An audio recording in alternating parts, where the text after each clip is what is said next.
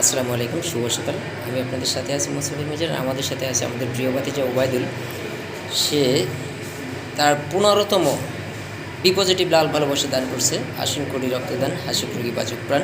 আমরা কথা দিয়েছিলাম প্রয়োজনে পাশে আছি সবসময়। সেই স্লোগানকে বাস্তবায়ন করতে ওবায়দুল ছুটে এসেছে। যদিও সে একজন রোজাদার ব্যক্তি, তো রোজা থেকেও থেমে নেই রক্তদানে। আসুন ওবায়দুলের মতো আমরা একটু মনটাকে শক্ত করে মানবতার কাতারে সামিল হয়ে হাতটা বাড়িয়ে দিয়ে একজন অসুস্থ অসহায় মানুষের জীবন বাঁচাতে, জীবন সাজাতে আমরা কথা দিয়েছিলাম প্রয়োজনে পাশে আছি সবসময়। সেই স্লোগানকে বাস্তবায়ন করতে আমাদের এই আয়োজন।